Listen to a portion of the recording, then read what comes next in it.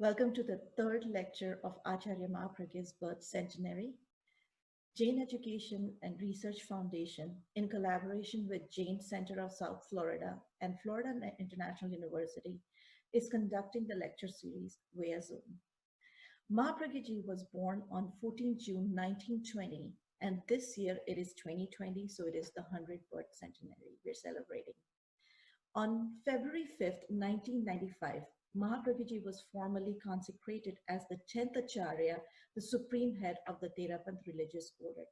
He was a humanitarian leader, a spiritual guru, an ambassador of peace, an ascetic practitioner with intuitive insight.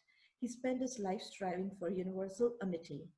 While an encyclopedia of knowledge, a scholar of Jain religious text, he has contributed greatly to the understanding and dissemination of Jain philosophy and way of life. The two practices that are well known universally is Prekshadhyan, that is perceptive meditation, that he formulated the system in 1970 in a very well organized and scientific way. The second one is Jivan Vigyan, that is the science of living. Acharya Mahapragya conceived the idea of science of living on 28th December 1979, and many camps were organized in order to implement a value-based and moral education for a balanced emotional, intellectual, and physical development. Some of the feedback can be summarized as reduced in stress, improved efficiency, better concentration and memory, better anger management. Henceforth, the lecture series are conducted based on Jainism and science. The first lecture was from our honorable speaker, Sri Narendra Bhandari. Hopefully he's in the guest today, on Jainism in modern perspective in the way ahead. And the second lecture was by Sri Narayan Lal Kachara on doctrine of karma and science.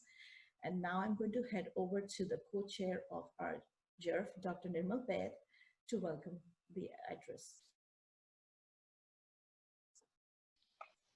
Thank you, Deep. Good morning, good evening, Jai Jinendra. On behalf of Jain Education and Research Foundation, I'd like to welcome you all to our third lecture. You know, this year we're celebrating the birth centennial of this great saint, Acharya Mahapragya. But this celebration also has a special meaning for our foundation because this year, you know, as we are celebrating the birth centennial, we are also celebrating the 10th anniversary of establishing our first fully endowed Jain Studies program in North America at FIU. You know, bringing this program to life has been a direct result of Acharya Shri's immense inspiration and foresight, as well as tireless work by Samniji and our community over many, many years. Acharya Shri was personally interested in having Jain Studies take a prominent place in academic institutions. You know, he always said to us that, you know, universities teach all kinds of skills and knowledge, but they don't teach wisdom. So how can we create an environment in our universities, you know, where students come to learn universal wisdom that's in our scriptures, wisdom that's applicable to all human beings, whether you are a Jain or not. So that seed that we sowed in Florida 10 years ago is not only flourishing at FIU, but it's kind of turned into like a full-fledged banyan tree with Jain Studies now spreading to more than 15 universities across America. And through these programs, tens of thousands of students have been exposed to and are learning Jain teachings such as Ahimsa and Anekant, and Jain practices such as meditation and being vegetarian.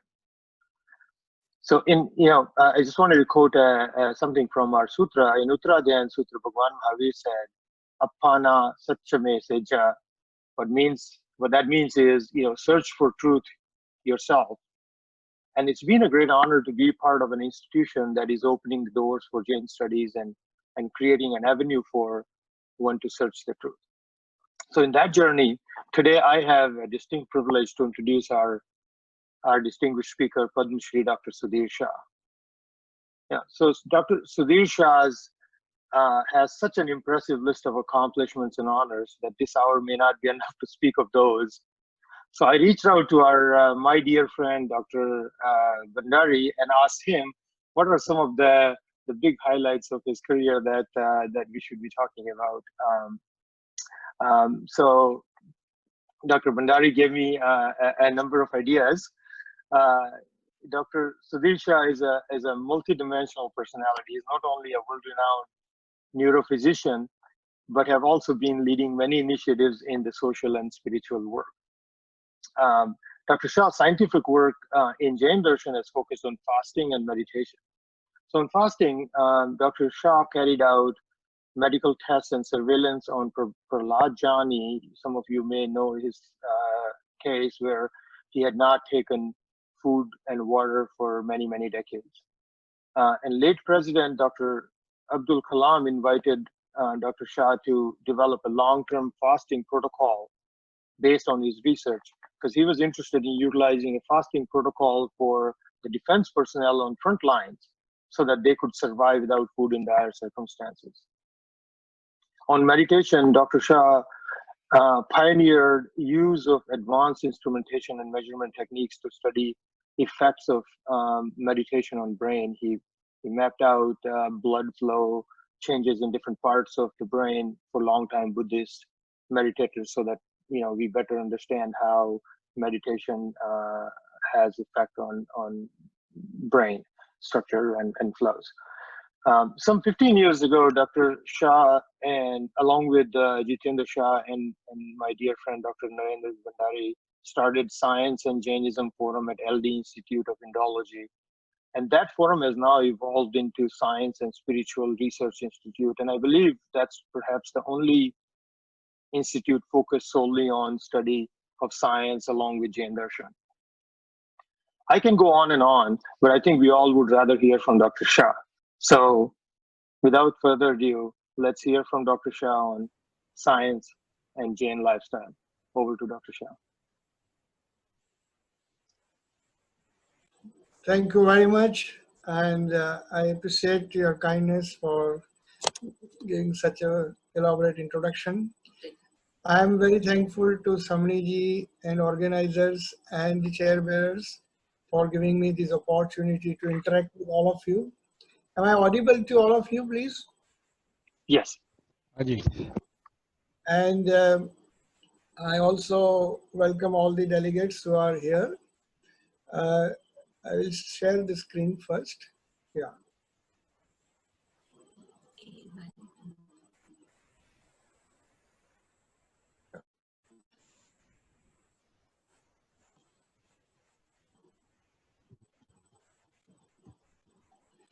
Yeah. So Samji has given me this topic, science and Jain lifestyle.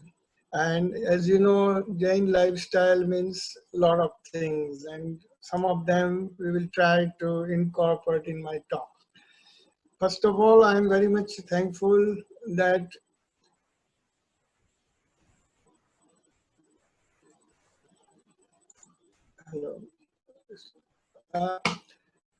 Acharya Mahapragya ji had personally given me blessing at a lot of occasions, and this is the picture of my book inauguration, which was done at his reverend hand at Koba in near Gandhinagar. So I'm particularly personally blessed with Gurudev. I met him at several occasions. I had a chance to present before him the presentation of meditation also, and he gave me a lot of suggestions which helped me a lot in my further research. So on this day of his centenary, I bow down to him and take his blessings.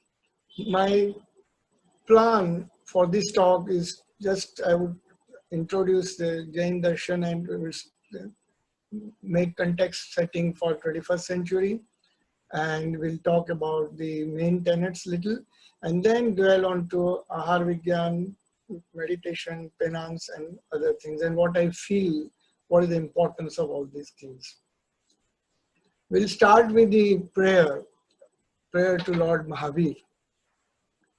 Srimade Veeranathaya Sanathaya Adbhutarshya Mahananda Saroraja Maralayarhate Nama Krutaparade Pijane Krupamandharatareyo Ishadbashpardha Badram Shri Virajina Netrayo. we go down to omniscient Lord Mahavir. Lord Mahavir, omniscient Tirthankar, after achieving Pure Gyan, just out of compassion, he charted out a spiritual path for the uplift of the soul and the liberation of the soul. This path also leads to physical well-being, mental peace, emotional control, and total health of an individual, undoubtedly. So it is such a wonderful path that has been created. Though it takes you to liberation, it on the way it automatically heals the person, makes him positive for the health, physical health, mental health, and emotional health. Most important is it is if this religion, the path that he has charted is practiced universally, it can bring universal peace, ecological balance, and welfare of the universe, of all living beings. So it can be a global religion. It can solve issues of non-violence, intolerance, terrorism, pollution, capitalism, and lot of burning things that we are seeing. The world is at unrest and everything can be sorted out if everyone follows the principles of Jain religion. What he preached has turned out to be permanent and absolute truth. That is a type of super science. Science is still evolving, but many of the things which he said then is becoming more and more relevant today. And that's how we can say that he was the greatest scientist Earth has ever seen. And that is just, that can be explained on the basis of Keval Gyan. Only Keval Gyan can explain that.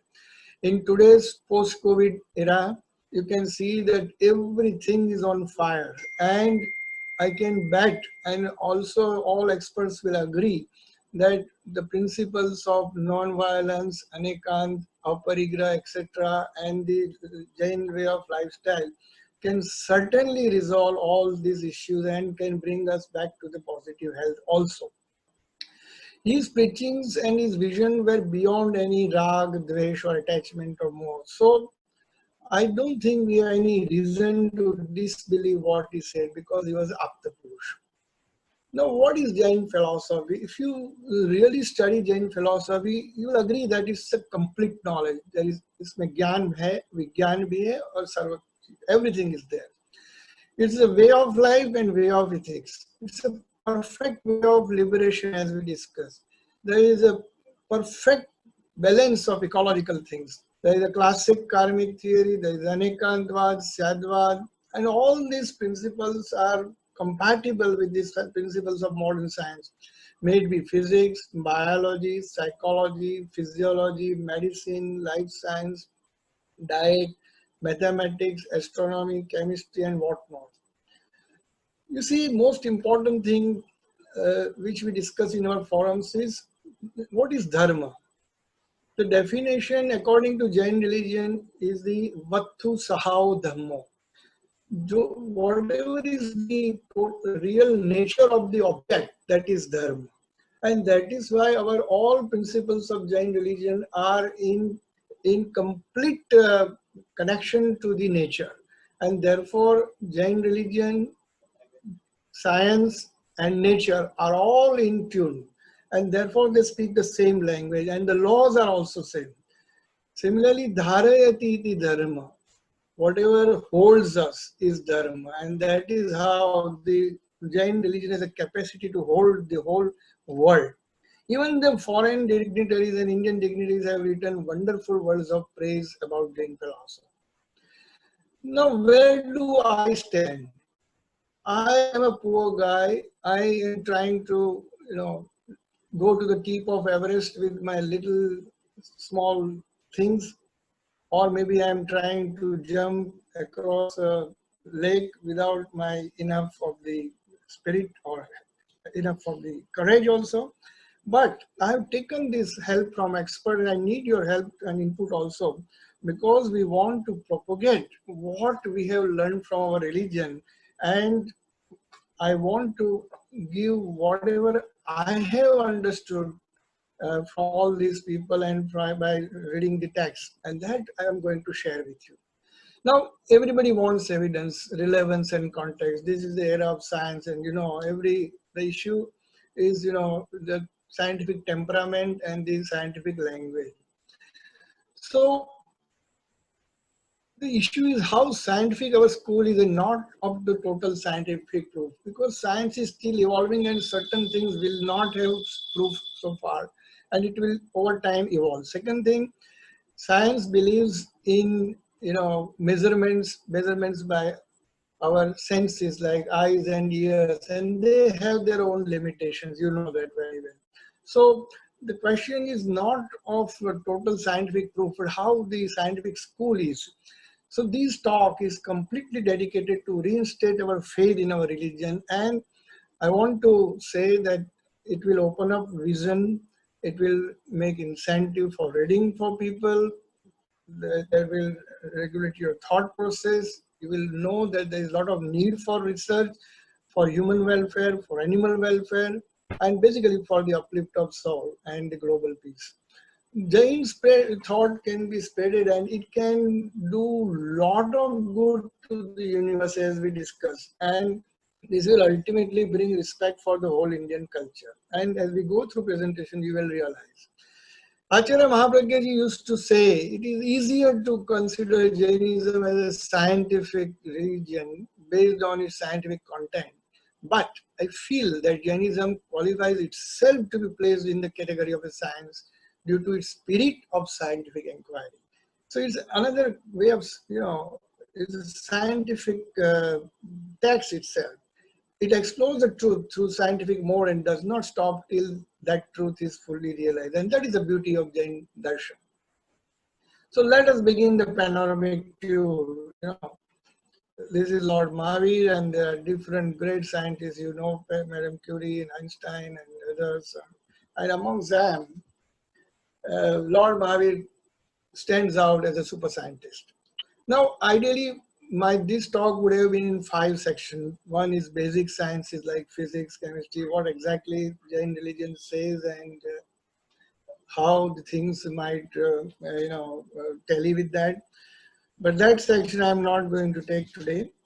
I'm going to focus mainly on Ahar Vigyan, that is food philosophy, and science behind Jain tenets and practices. This together will constitute our Jain lifestyle mainly. And then there are other things which could be said on medical science and allied sciences, which we'll not touch today. Before that, I would like to set the context. Now, science and Jain Darshan, there, as I said, the laws of nature, the laws of science, and laws of Jain Dharma, Vattu Sahav Dhammo, these are almost same. And that is because truth is the same. So what is the law of causality in science is our karmavad. Complementarity is anekantvad. Determinism is karambadh pariyay. Entanglement is paraspara proguro jivanam. Principles of uncertainty is sadvad. Laws of conservation, that is eternal nature of dravya. Similarly, quantum mechanism, coexistence law, all this can be very well explained on the basis of Jain Darshan. Before I come to the main part of my talk, I will like to put these few lines for those who are novice for Jain Darshan. There are certain verses from the Tattvarthadhigam Sutra which are taken, like Anusheni Gati, that the motion occurs in the straight line except you give external pressure or external force. Vedadanu, that the atom is the final product of a matter, and that cannot be further divided. There cannot be fusion in Anu because it's the final product. Tadbhava avyam nityam, total quantity of matter remains as it is, that is universal matter. Upayogo rakshanam, the sentience is the defining characteristics of a living being. Sangninaha samanaska, the higher the mind, the higher the animal will be in the evolution. You will be surprised that these are the sentences from a textbook of science or a religion, how old it is. Well, these are some of you must be knowing, these are from the Tattvarthadhigam Sutra, written about in the 1st century by Umaswatiji. And the first ever verse of this text is Samyak Darshan Jnana Charitrani Moksha Marga. Because this is a book of spirituality, it talks about moksha, how you can liberate your soul and attain moksha. And that is Samyak Darshan Gnan Chaitrani Moksha Marga. But to attain moksha, you have to know what is Jeev, what is Ajeev, how does this motion occurs, because the Jeev is going to some place called moksha.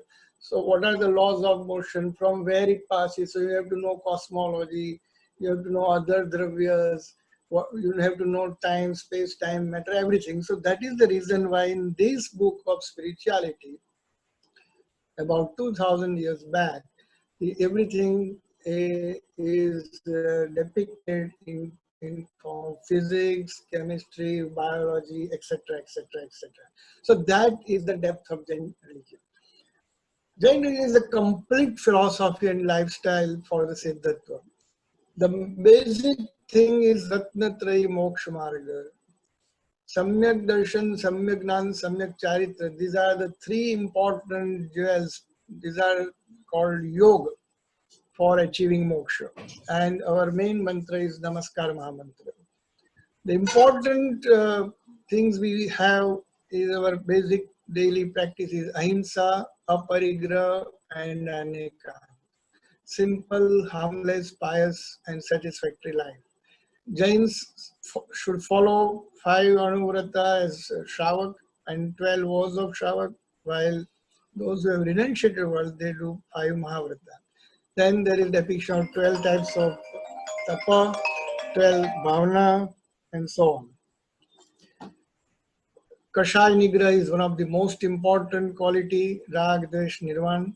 Forgiveness is our, Uttam Shama is our basic requirement. We have to follow 6 Avashyak, that is Guru Vandan, Pratikraman, Samay, Kayashchit, Kayasri meditation. We have the jewel of Anekantvad, Syadvad, Karmavad, etc. And our Dharma talks about Sarva Virti Dharma, total stoppage of karma through Ahimsa, Sanyam, Tap. And the 4 pillars of Dharma are Dan, Shil, Tap, and Bhav. So in nutshell, this is what Jain Darshan is. There are a lot of other things which we have no time to describe, but based on these simple things, we can construct, the Jain philosophy. In biology, we have Upayogo Lakshanam, as I mentioned, sentience is the defining characteristics of the soul. As a neurologist or a doctor, if somebody asks me what is the definition of life, there is a very complex definition. It does not convey anything. While in Jain religion, a single 2 words statement, 2 words verse, it is written that sentience is a defining characteristic of life. The constant awareness, consciousness, and application of knowledge is Upayoga. The one that survives, applies knowledge, and does not disintegrate is Karta and is equal to the proportion of body is called Jiva. So, there is one important statement in Jain Darshan, and it is there in our all logos, Paraspara Upagraho Jivanam. The function of the soul is to render services, usefulness to one another. That is the simple meaning. Each soul is entangled with all the rest in the universe, and we are influenced by the rest. This is the basic tenet of Jain Darshan. The whole Jain Darshan stands firmly on non-violence.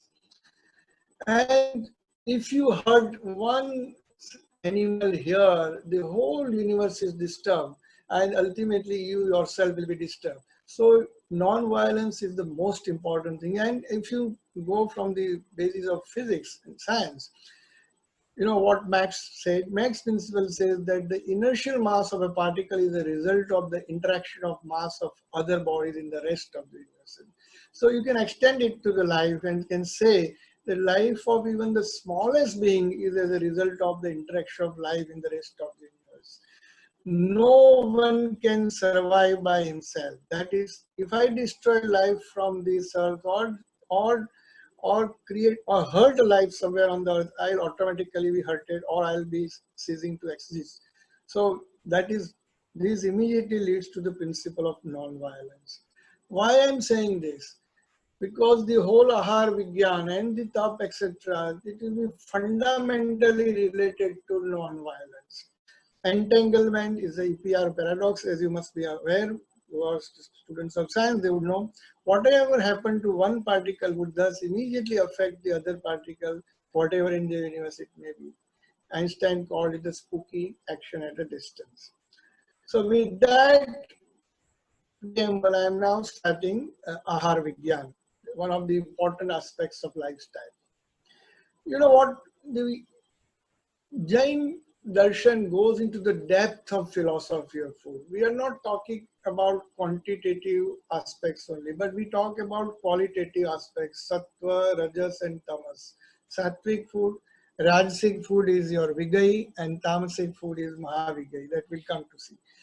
Modern science is confined of determining the caloric values of and classification into vitamins, proteins and carbohydrate content. But the Jain school of thought has gone into the subtler properties of various food items and deal with its psychic as well as physical properties like sattva, rajas and tamas. So one is types of food, then food habits, how to eat, when to eat, etc., etc. Then we recommend always drink water after boiling and then cooling it down or filtering water. And then we also discuss about the life of different food items, because certain flours, they last for 3 days, certain flours are not edible after 7 days, etc., etc. That details have been discussed in our Jain religion. And if time permits, I'm going to talk about my research subject, that is types of ahar, prakshep ahar, vajahar, lomahar. Let's see. Long before the microscope was invented and the existence of microscopic life was shown and plants were considered to be living by modern science, these facts were established in Jain philosophy, and they form the foundation of complex practice as a corollary of non-violence. As I said, it's a basic tenet of Jainism. Now, in those days, about 2,600 years back, when there was no microscope, how one could have seen the microscopic life, the small little life in the water, air, and earth, etc. That is why I mentioned that except for Sarvagya, except for the Keval Gyan, this is not possible. And all those things what Lord Mahavir and the disciples saw, I mean, exactly the instruments and gadgets have come of now, but they could predict everything because they could see everything. That is why there is severe restriction of Ratri Bhojan and drinking water without boiling, and also to avoid kandamul like potato and similar anandkai plants. That is because of the principles of non-violence. Ratri Bhojan is a terrible sin according to our religion. The physiology at night is like, the metabolism becomes slow after sunset. There is a decreased activity after sunset, and we don't move out much, and then there is indigestion. So everybody should finish the food by sunset. Jain Darshan says additionally there is absence of sunlight, so there will be excess of organisms, so we will be eating up them up, or there may be kind of violence. Sunlight can kill them and control the pollution also. And you should eat actually 48 minutes before sunset, because the Sheath Yoni microscopic jiva, they are formed at the time of sunset. So before that you have to eat. The base digestion is at the middle of the day, and Ayurveda also preaches this for the positive health purposes. Allopathy preaches to eat early because of the metabolic purposes. Now, as you must be aware, the Nobel Prize of 2017 was awarded to Jeffrey Hall for their fundamental research on circadian rhythm. And they mentioned that life on Earth is adapted to the rotation of our planet. And it's known that living organisms, including humans, have an internal clock, biological clock, that helps to anticipate and adapt to the regular rhythm of the day. That clock is because of a circadian rhythm. That clock regulates critical metabolic functions such as our sleep patterns, feeding behavior, hormone release, blood pressure, body temperature, eating and digestion, etc. Our well-being is affected when there is a chronic misalignment between our external activities and these internal biological clock. What happens actually, they've discovered there is a molecular mechanism behind this. There is a protein that is released. They showed that a gene encodes a protein that accumulates in the cell during night, and it is then degraded during day, giving a self-sustaining clock working the function. So if you eat at the night, this whole circadian rhythm is disturbed, and you get disturbed metabolism, and you fall prey to diabetes, blood pressure, obesity, and a lot of other diseases.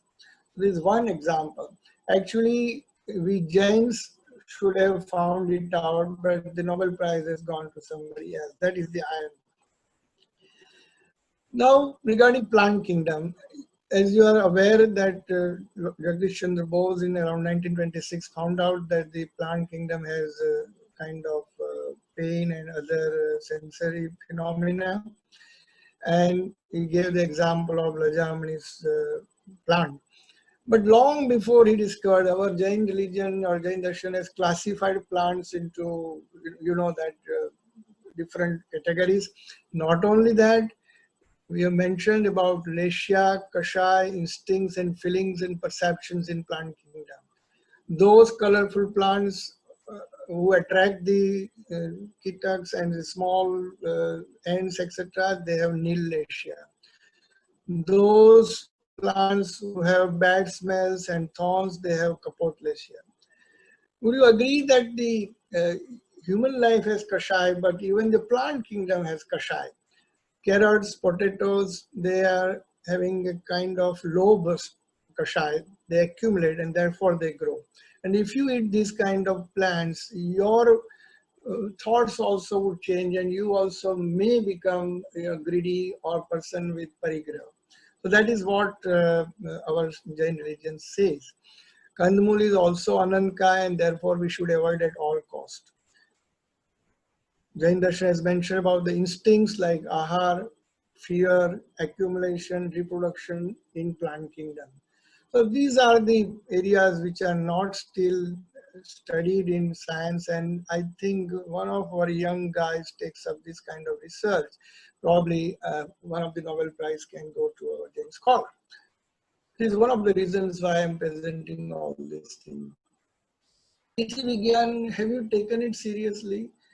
Uplift of individual soul and welfare of all living beings are the central themes of Jain religion. So we have to avoid lilotris, that is the sachit, all vegetables, etc. on 12th tithis, except additionally on both holy days that that holy comes in month of Chaitra and Aso, and in Parushan also you should not eat. According to Lord Mahavir, the fate of next birth is created as per the deeds done during these days of Tithi. So do more religious activity and avoid Sachit. This reference has come from Mahanishid and Anand Sundar Granth. So this is the reason why Lord has asked us not to eat little trees. Scientifically, it helps in balancing pH and water element during these days as per the lunar cycle. So our pH every 3-4 days we have to make it balance, and that is how by avoiding lilotri you can do that. Similarly, there is a lot of science in Vigai and Mahavigai. Vigai is perversion.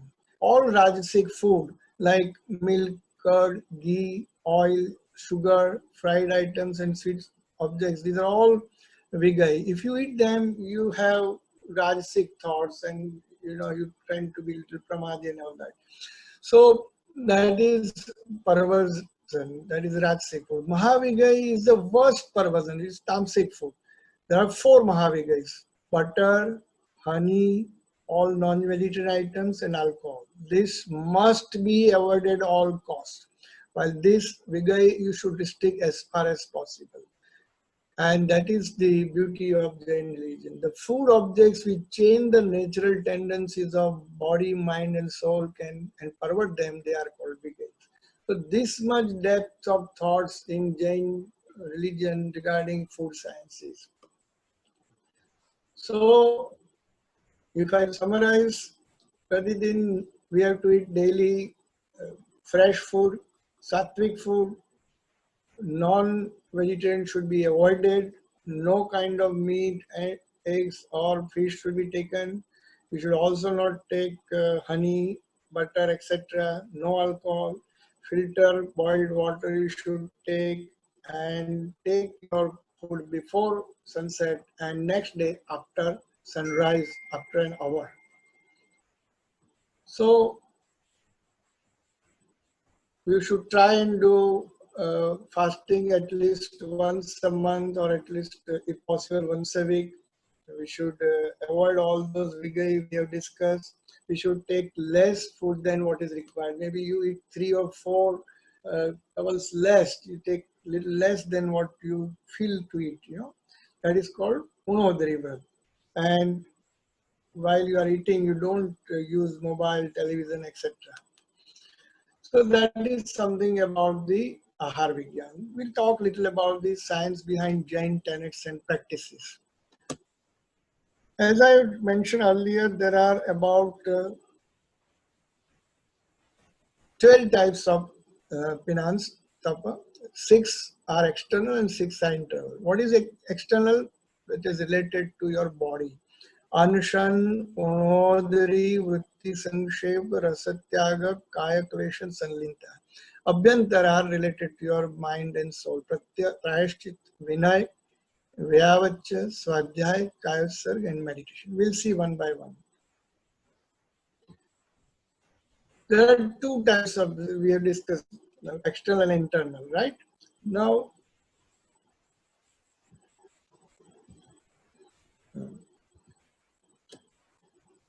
Anshan is your fasting. You may do intermittent fasting or 36 hours fasting or 7 days, 16 days, 30 days, depending upon your caliber.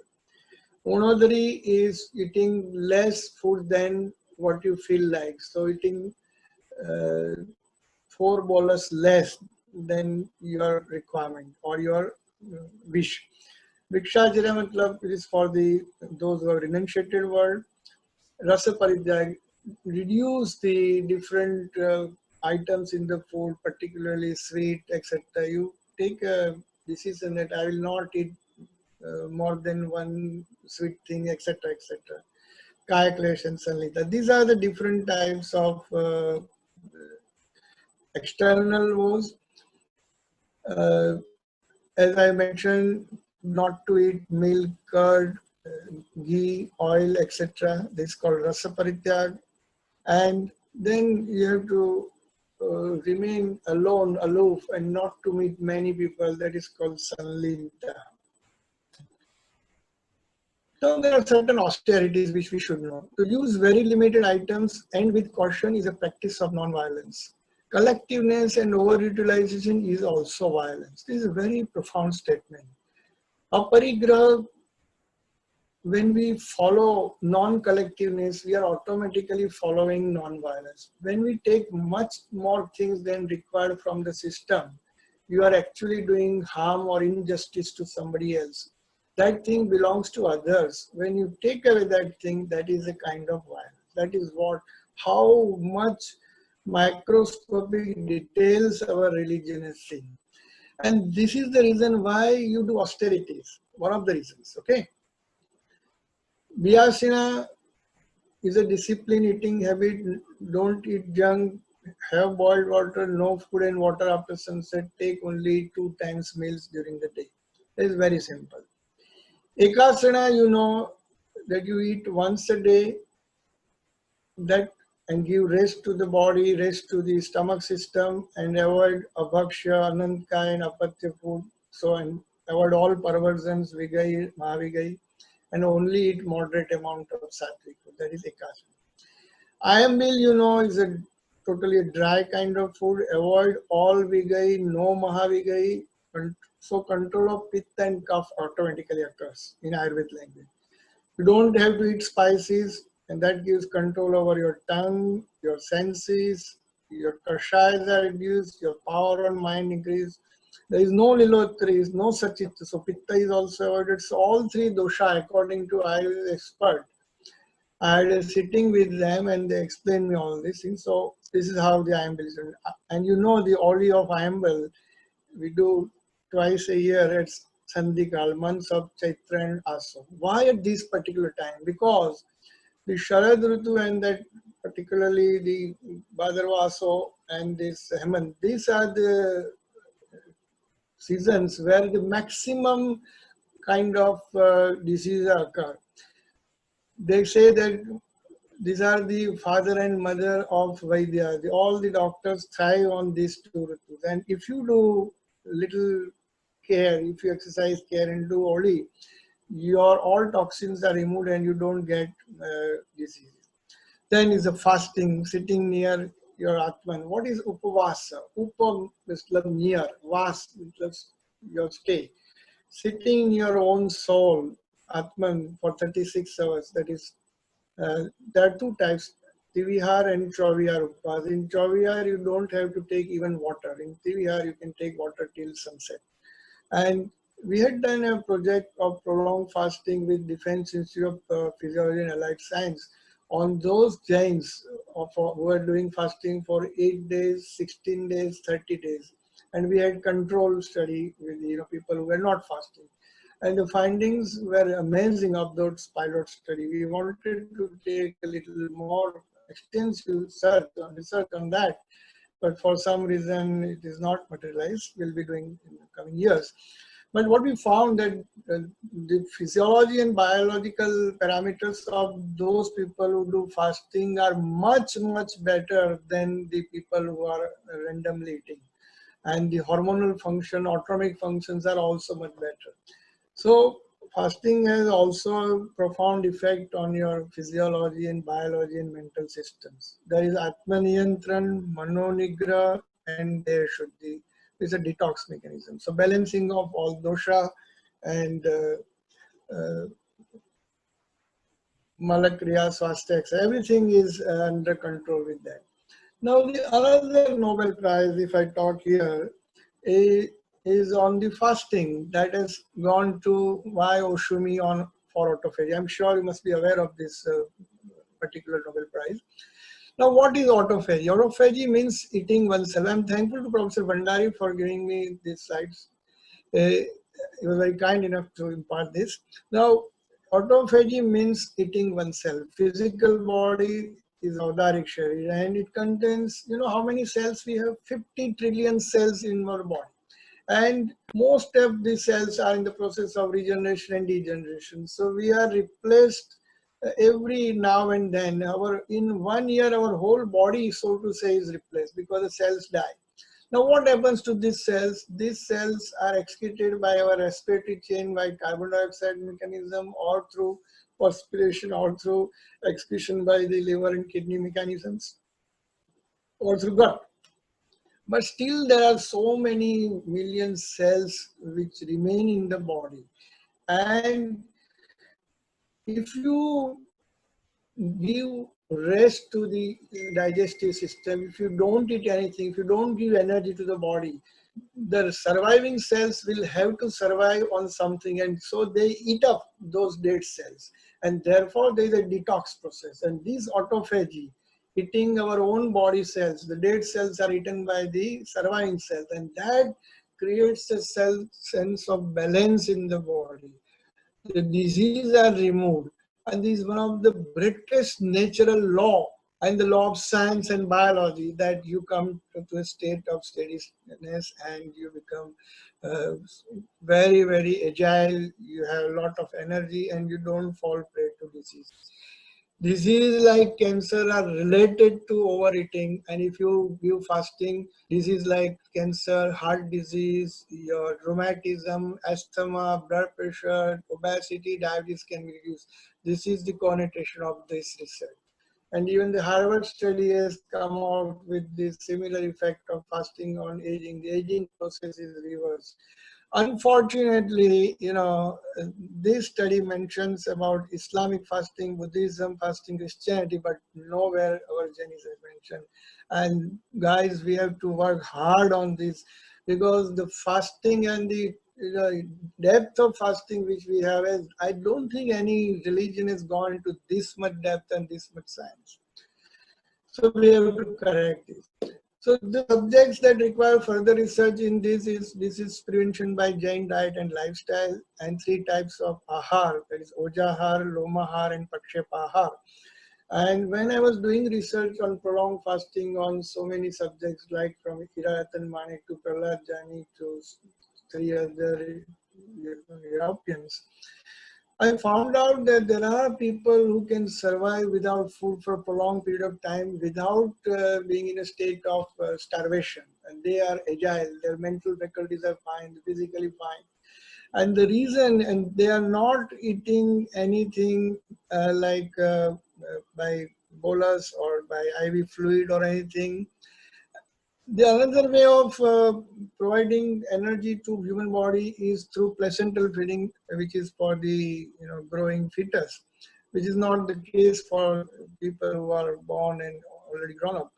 So third kind of mechanism of survival is lomahar. That I came to know from Uttaradan and partly from the references from Siddhas and Divakarjan. That helped me profoundly in my research, which we'll discuss if time permits in the question answer session.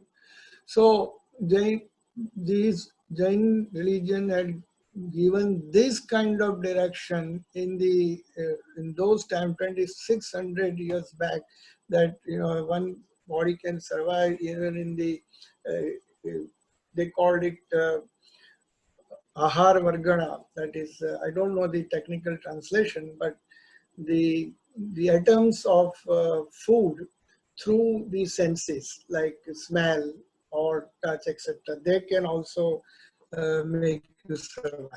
And this was the famous case that I studied, Mataji, and this gentleman did not eat, drink anything, and even did not pass urine and stool, and even whole the pass was involved. Professor Abdul Kalam was involved, and we had a wonderful outcome of this study. So the medical science talks about positive health gaining and prevention and treatment of disease and by Jain lifestyle. So stress relief, the philosophical concepts of Jainism, food types, austerity, penance, and meditation are all useful for man and women. So what are these are the last part of my talk, another 15 minutes, the tapa, abhyantar, the internal wars. One of them is prayashchit.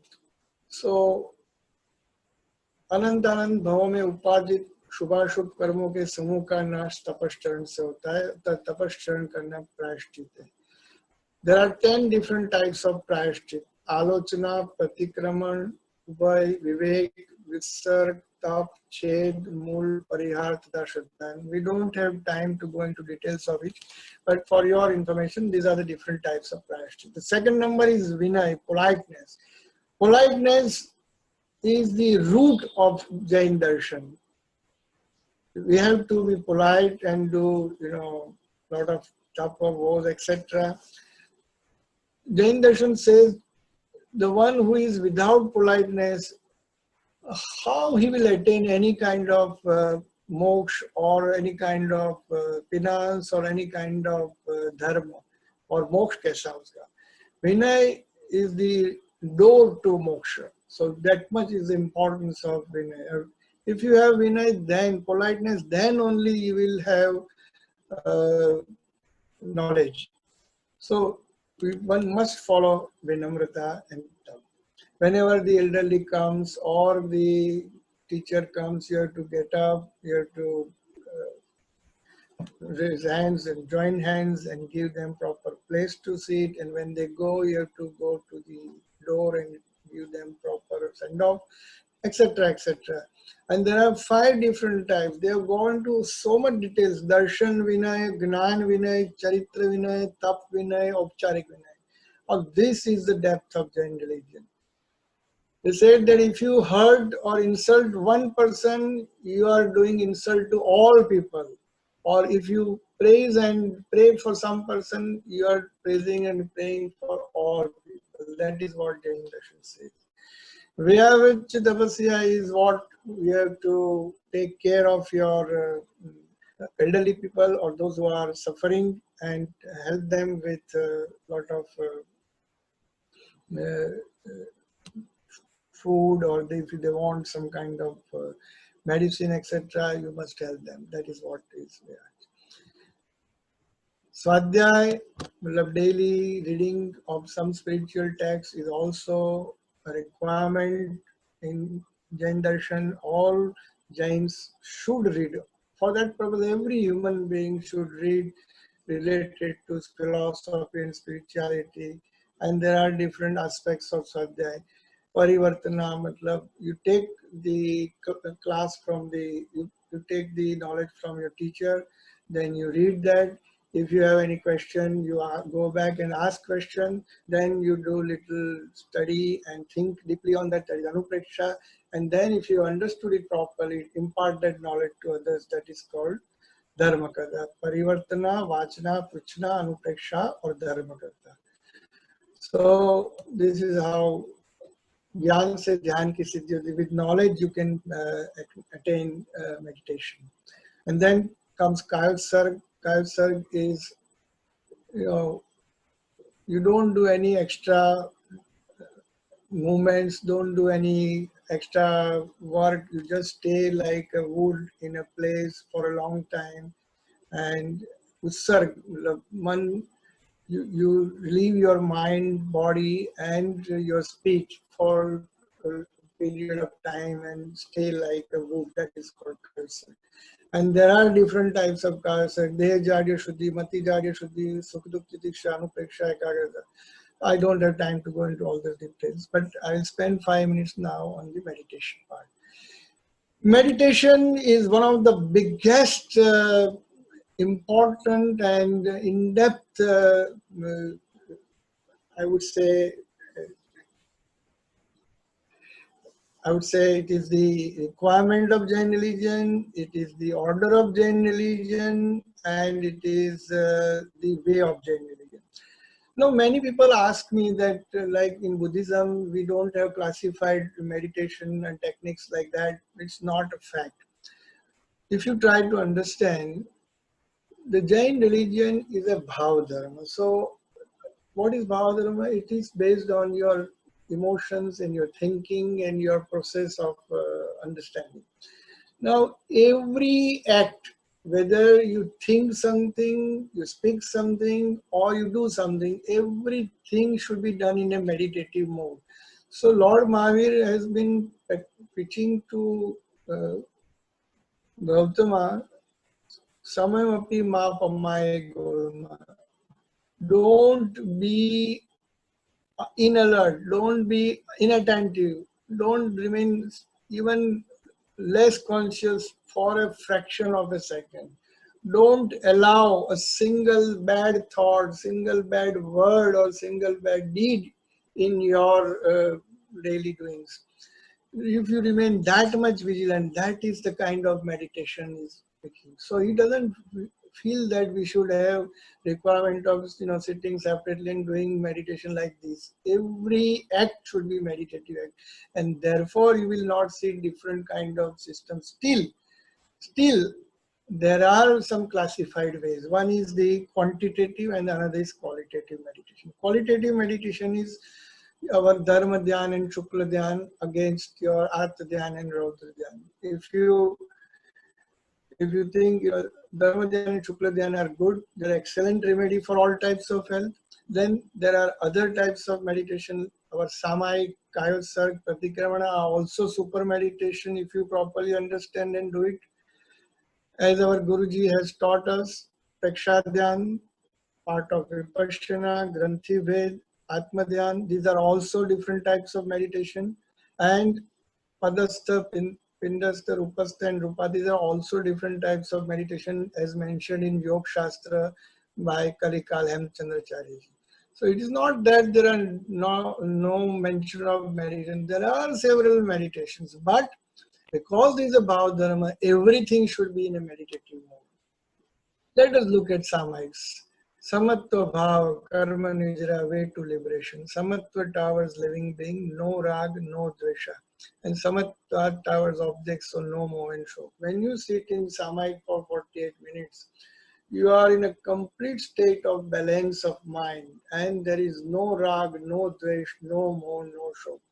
There is no attachment, no perversions, no hatred, nothing. You are in a still frame of mind, just sitting with your Atma. Samai, the another meaning of Samai is Atma, your soul. So when you are sitting with your soul, the whole world is at pause. There is nothing to be done. And this is one of the best meditation.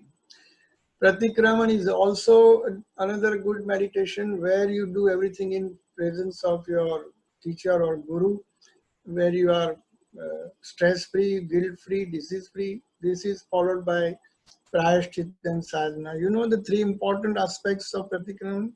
There is a prayashchit that takes care of past tense. Whatever bad things you have done is removed by prayashchit. The second part is Vishuddhi, which takes care of the present tense, and Vishalya takes care of the future tense. On the three pretexts, the whole Pratikraman is built up, and there are 6 avashyak to be done in that. So Dharma Dhyan is Atma Shuddhi through Vritti and Pravritti, that is Dharma Dhyan. And Shukla Dhyan, as I mentioned, was a contemplation about the soul and the experience. These are 2 excellent remedy for all types of health and spiritual. While what we are doing is always Artha Dhyan and Raudra Dhyan. Artha Dhyan is what? Ishta Viyog and Anishta Prapti. Whatever we wish we don't get, and whatever we don't want we get, that is called Artha Dhyan. And then we start blaming things and people and everything. Instead of that, if we switch our gear to Dharma Dhyan or Shukla Dhyan, we will be in elevated state. Similarly, Raudra Dhyan is worst thoughts through violence, theft, promiscuity. These are the Raudra Dhyan, worst thoughts of violence, theft. That should be again changed to Dharma Dhyan, Shukla Dhyan. Every moment you have to watch your thought, and that is what is the preaching of Lord Mahavir. Samayik and Kayasarg are super meditation. Kayasarg takes care of Asan, Pratyahar also, and that is why Samayam Goyam Mahapamaye, that Dhruv Vakya. Every other minute, Lord Mahavir used to preach Gautam, Samayam Api Mahapamaye. Be careful, be attentive, be meditative, every fraction of a second. That is the preaching of Jain meditation.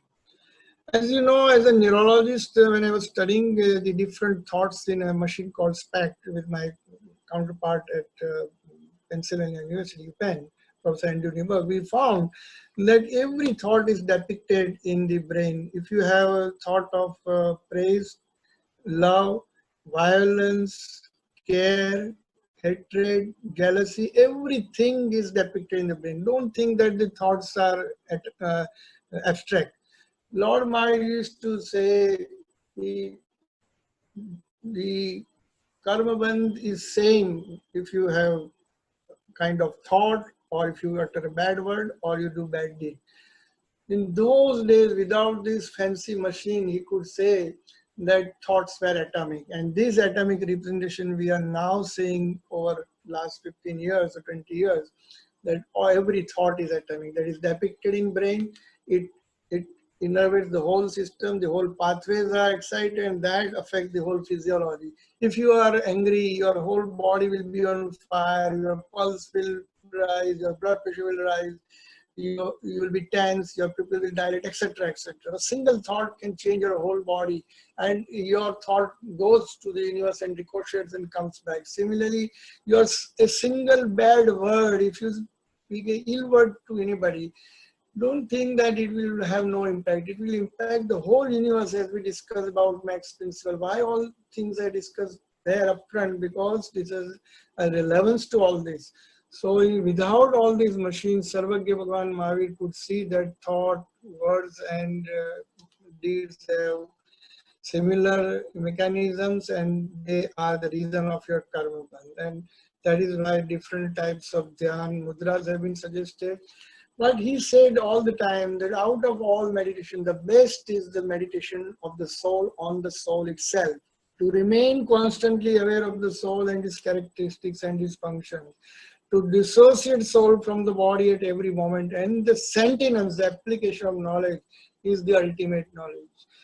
आत्मा को आत्मा से जीतो, सबसे बड़ी जीत अपनी आत्मा के ऊपर की जीत है. That is what he used to say. समयमपि महापमाय गुरुमा.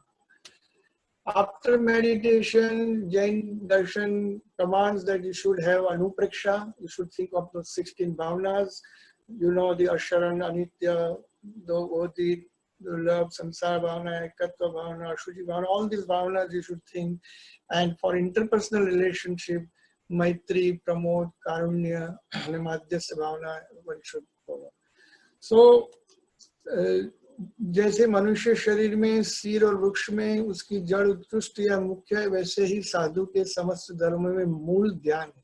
These are the original verses from the Agam. That is what I have brought for you. स्थिर अध्यवसान अर्थात मानसिक एकाग्रता ही ध्यान है.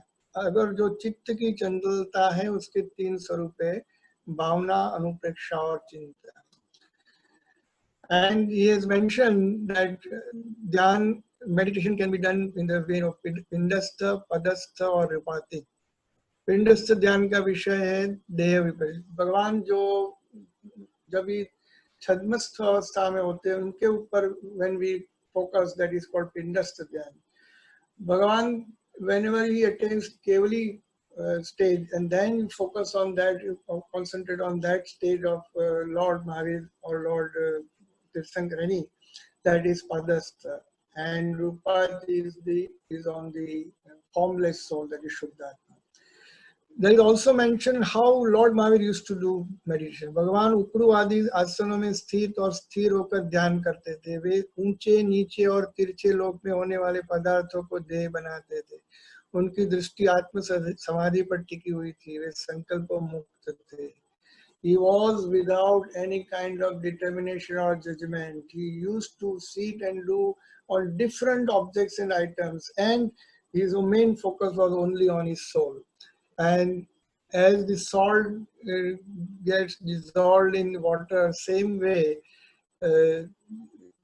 when the internal mind, the chit becomes dissolved in the state of samadhi, that is how you get into the deep depth of meditation. That time, the fire of soul occurs, and that is how you attain the vitarag state. So, that is different kinds of meditation, different processes they have mentioned, which I don't have time. But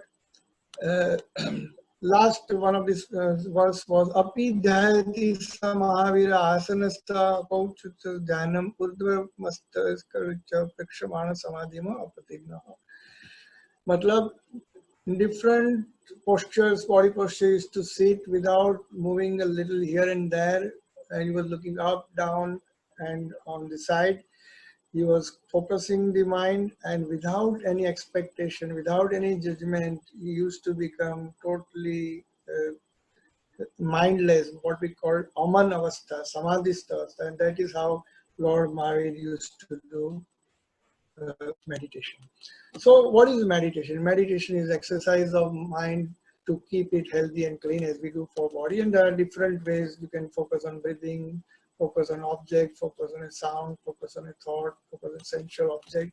And as you are all aware, most of our students who are following Priksha Dhyan, we have to focus on breathing, then we have to focus on thoughts, that is Vichara Priksha, then body Priksha, Shari Priksha, then Anu Priksha, and then Lishya, then etc. So these are the different ways, and we have studied in details how different brain waves are changed, how the alpha becomes synchronized and more well formed, how their voltage increases, when theta appears, how delta occurs, etc. And we saw that during meditation, there are two important things. This is my last 2-3 slides. The frontal part of the brain, this part which is responsible for humans to impart their knowledge, wisdom, judgment, intelligence, cognition, executive function, prioritization, everything, which is why human race is superior to all immediately inferior animals, is because of this prefrontal lobe. And As you can see that this is the red part showing blood flow in SPECT machine. And before meditation, the blood flow was like this. And after meditative session, the blood flow increases to 30% or so in one session of meditation of 30 to 45 minutes.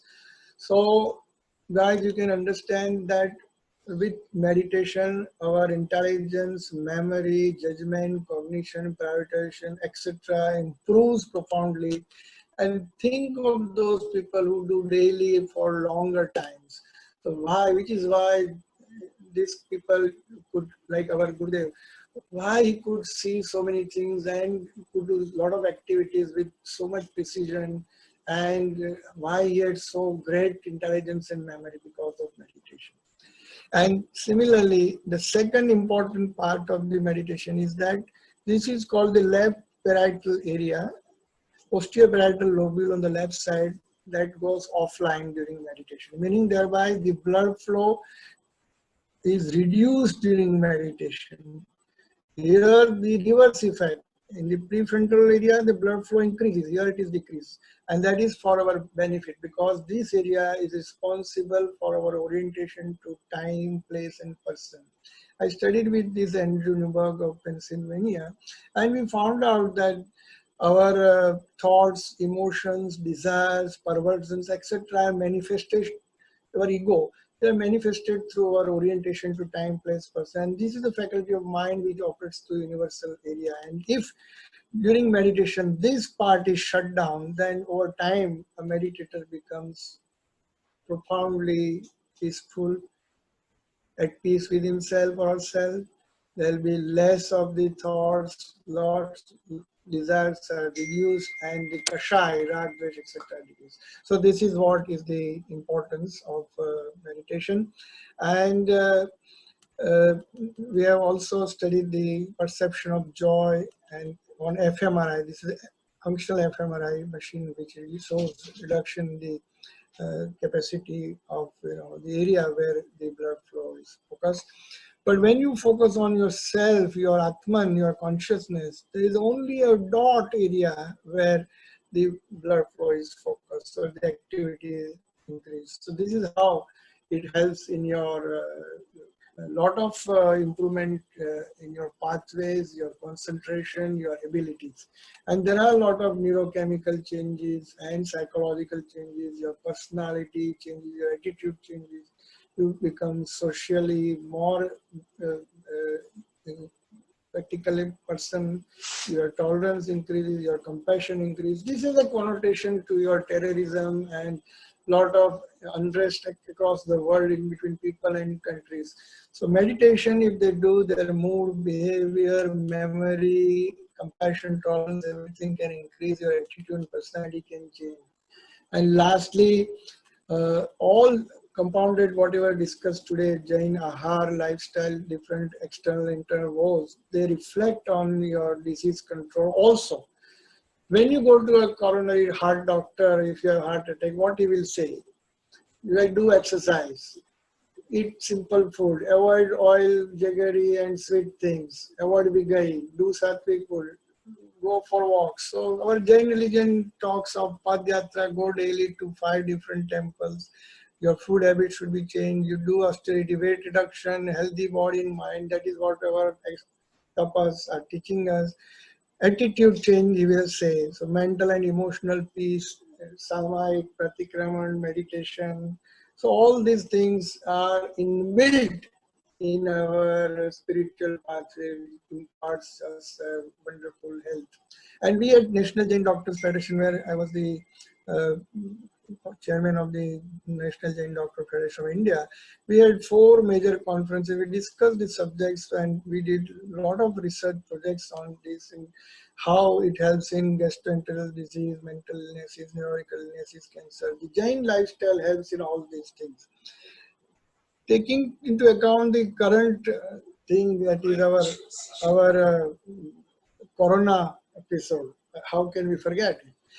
Now, Mupatti is your mask, boiled water they are asking to drink, fresh food they are asking to eat, Sangata is your social distancing, which is also mentioned in our Jain religion.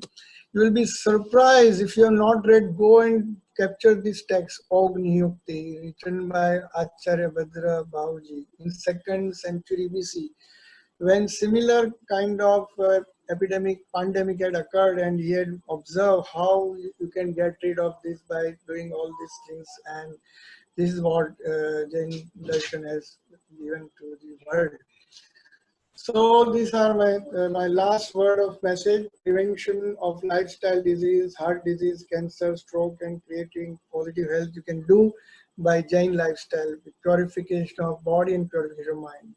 If you follow 6 rituals and Avashyak, Samayik, Pratikaman, daily do Kshamapna, do Padyatra exercise, do penance, follow the Ahar Vigyan, avoid night eating and avoid kandamul, potato, etc. Avoid Vigai, avoid Mahavigai, follow Tithi Vigyan, do positive thoughts, attitude changing, take care of your Kashai, do 12 bhavnas, do daily Sarg and meditation, do Namaskar mantra chanting, and follow the 4 pillars of Dharma, Ahimsa, Sanyam, Tap, or Dahan, Shil, Tap, and Bhav, and mainly follow Ahimsa, Anekant, Aparigraha.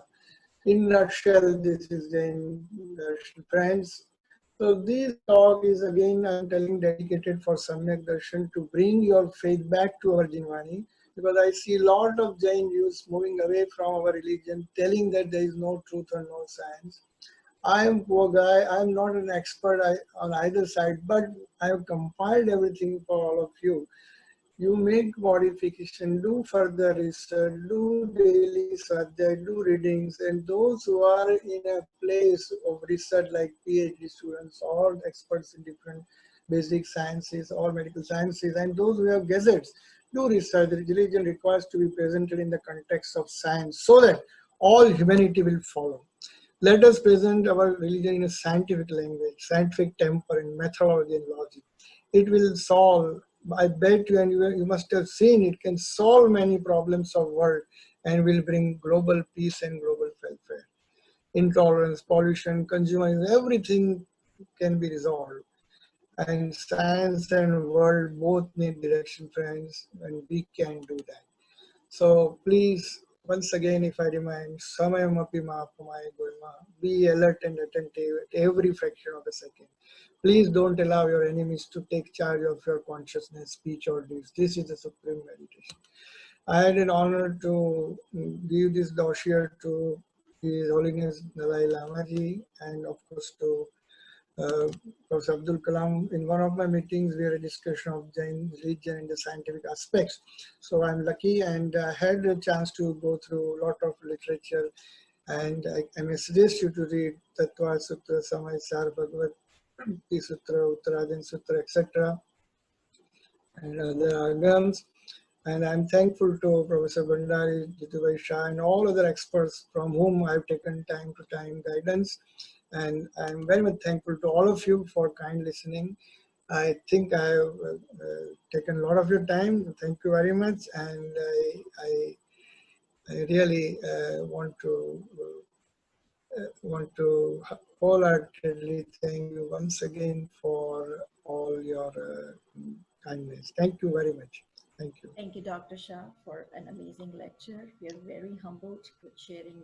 You have shared your concepts, and amazing concepts we have gained. Keeping the time in mind, we are opening the forum for question and answers. Thank you. Thank you. Keeping the time in mind, we are going to open the forum for question and answers.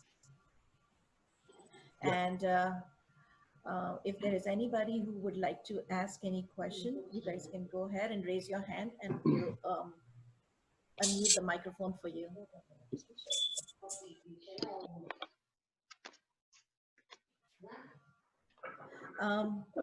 Dr. Shah, I would like to ask you a question. Can you please tell me something about your research on Yogi Prahlad Jani, who had prolonged fasting? What was your hypothesis on prolonged fasting? Well, that's a great question, and if I really answer it properly, it will take at least 1 hour for me to explain. But basically, Prahlad Jani, the unique case, and his claim was that he did not eat anything, not even a morsel of food, did not drink anything, and that he did not pass urine and stool. Now, these two claims, not passing stool, automatically keeps you an alert. So, to cut the story short, we asked him to get admitted in the hospital under our surveillance, and we wanted to confirm what he said, and at the same time, we wanted to do lot of tests, which he agreed. His only uh, request was to not give anything intravenously like any dye, or we should not put any scope inside the body. We studied him for 10 days and 10 nights for first time in 2003, and at the suggestion of Professor Abdul Kalam, we repeated the study in 2010 with the past team for 15 days and nights. To our surprise, during these days, he did not eat a morsel of food, he did not pass urine, he did not drink water, and he did not pass stool. And you can understand there were 24 super specialists in the team, 32 basic scientists, and 400 people in the surveillance team. And there were CCTV cameras, there were people outside his room, his bathroom was sealed, and all different kind of highest possible kind of measurements you can think of. We did all study, biological study, physiology, biology. We studied his MRI of the brain, brain angiography by MRI, coronary studies, angiography by MRI, liver, kidney, MRI, cholangiography, MRI, abdomen, chest, everything we did. And we did genetics. What we found that he has a closed kind of system. He used to form urine in the bladder. It would appear in the morning and disappear in the evening, and again it would reappear some other day in the afternoon. So there was a reabsorption phenomenon in his body. His genetic expression showed that his fat, protein, and carbohydrate metabolism are interwoven, and he recycles the energy in his body. 4 different mutations which are unique, and nobody is able to interpret that, because on earth there is no such case, so we don't know how to interpret those abnormal mutated genes. There is a kind of chronic adaptation in his body. There is a kind of recycling of energy in his body. There is a genetic mutation in his body, and fourth, that he is taking energy from the surrounding part of the body. Like is able to take energy from the solar, from the from air, from the human beings. He can withdraw knowingly or unknowingly energy from other parts. And we have some indirect evidence of this thing, which we could not actually document because science is not able to measure the energy transfer mechanism as yet. But this is how it's so weird. But we have documented that he did not eat or drink during 15 days. And you know what? If a person does not pass urine for 4 days, he needs dialysis. His kidney would fail. But nothing of that sort happened. So he is able to maintain his body by. So This we're is going to take another question. Thank you, Dr. Shah. I'm sorry to yeah. interrupt you, but we have Divesh Achlia. You can unmute your microphone, Mr. Achlia, and ask the question.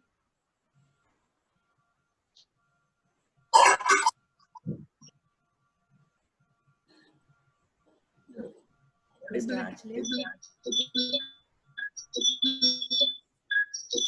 Hello, Jai Jinendra, sir.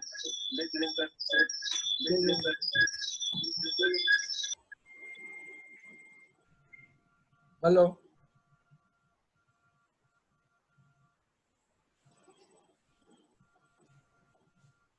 I have a question. Can you hear me, sir? Now I can hear. Yeah, tell me. Yes, sir. I'm Sunil, cardiologist from US. Yeah. 1 second, sir. It's echoing me. There is a lot of disturbance. One question, sir. in regards to the meditation, quite a lot has been enforced on meditating in between the eyebrows, darshan kendra. They say it affects the pituitary gland. And can you give us like 1 or 2 lines? What happens in the gland when we meditate there? And is there a hormone production there? How it helps us? Thank you. In the classical experiments of meditation, they are not able to measure the hormonal function or actual hormonal release during meditation. If at all you have to study that, you have to do CSF level, and there are no studies about the pituitary hormones during meditation. Actually, when you are focusing between 2 eyebrows, it is ideally pineal gland and not the pituitary gland. And the pineal gland is Agna Chakra, and that is what is excited during meditation. That is the standard literature mentions about that. I don't think pituitary gland related correlations have been found either on MRI or neurochemical wise. We have not found any kind of appropriate correlates during meditation. There are only 3 circuits that have been studied. One is the prefrontal circuit, the other is left parietal, and third is the limbic circuit, which I have not shown. But these are 3 areas. And through limbic, we have effect on hypothalamus, not pituitary.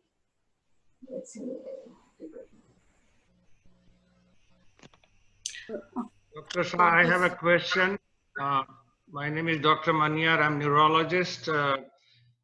It's more of a comment. Excellent presentation, and those SPECS imagings were very, very vivid and convincing. I know you are limited with time, but in future, if you can provide series of lectures, especially for new generation, with more data in a slide form, so they will get convinced that Jainism is a true science. Sure, sure. I'll be more than happy to do that, sir. Thank you. Thank you. I have a question, and my question is, have you done any research on reading meditation? You mentioned about reading spiritual books. So when I'm reading spiritual books, is that considered as a meditation?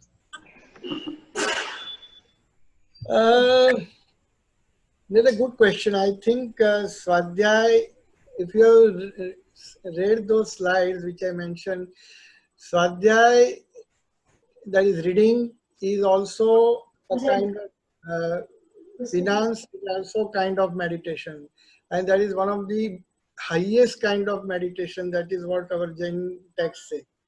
Okay, but I don't think there are studies that I am aware of on reading meditation. Thank you. Thank you. Keeping in I time with may time. clarify a little here, if I have 1 minute time. Yes, what we can do is I can ask Shamriji to speak first, and then we'll come back to you. So, Okay. yeah, Okay. Dr. Shamri Chaitanya Pragyaji, who's the visiting professor at FIU, and we would like to. I'm very much thankful to Dr. Sudhir Shah for his excellent talk on science and Jain lifestyle. In 1 hour, he has covered many aspects or Jain practices, which are the part and parcel of ascetic lifestyle and also the Jain lifestyle. He has wonderfully shown all the different researches, how they are affecting our physical health, mental health, emotional health, and also how they support to elevate our souls spiritually. So I'm very much thankful for Dr. Sudhir Shah, and we would like to listen to him again in a series, as the audience has asked for giving a different lectures on neurological research on meditation and Jain practices. So I think that we will plan for that also. Next lecture, since there is a temple activities, and I would not like to take much more time, but I'm again thankful to Sudhir Shah for in short notice, he was ready to give the talk under the series of Acharya Mahapragya lecture series. And he is well known with Acharya Shri Mahapragya ji. He knows every thought of Acharya Mahapragya, how he has done remarkable work in blending spirituality with science, and how he contributed a lot of literature just on this particular topic, how Jainism is so scientific. So I'm very much thankful again to Sudhir Shah. And just I want to announce that the next lecture would be on 19th July, and it would be by Professor Deepak Jain. And next lecture to Deepak Jain, there would be the next lecture would be on 2nd of August. It would be again by the scientist and the Professor Rajmal Jain. So I would request to all of you, all the audience, to attend all the different lectures which are coming in our series. And there are almost 9 lectures who will come in the series on different aspects of science and Jainism, and you would learn how Jainism is scientific in its all practices and its all principles. As Sudhir Shah already said, that Jainism is focused on the natural laws because it is a deep study of the nature of realities. And that's why you can see that how science and Jainism are going parallel or together. So thank you again to all the audience, all the organizers, and also the speaker, Dr. Sudhir Shah. Dr. Shah, if you would like to say something, remember you wanted to speak, so let me know. I mean, the audience are waiting. And also I have Bharti Shah who would like to do a vote of thanks once you are done. So, yeah. I'll just take 1 or 2 minutes. See, if you take, for example, mantra jap and mantra dhyan, when you chant Om Navantam, Navantam, Navantam, that is kind of mantra jap. But when it becomes meditation, you have to understand. Similarly, when you are reading, that is simple reading. But when you are reading and it becomes meditation, it's the same analogy that I am giving. When you are focusing on a mantra with the meaning of the mantra, you become identified with that mantra, or you go to the vibrational part of the mantra. As for example, Om Namo Arihantanam. When I chant this, my whole existence bows down to those Arihant who have conquered external and internal enemies. When I am saying Om Namo Arihantanam, I am just chanting something, and words have their own meaning, so they will be powerful, they will have effect. But when I'm doing meditation, when I'm meditating, when I'm saying Om Namo, I'm going down to the Lord Arihant. And when I'm identifying myself, I'm seeing Lord Arihant sitting on Samvasaran, and then myself is going down. That kind of unifiedness when occurs with mantra jap, it becomes mantra dhyan. That is how every act should be like this. When you read, you are there, the observer, the seer, and the object are unified, and that becomes meditation. Every act should be like this. Thank you so much. We are really enlightened.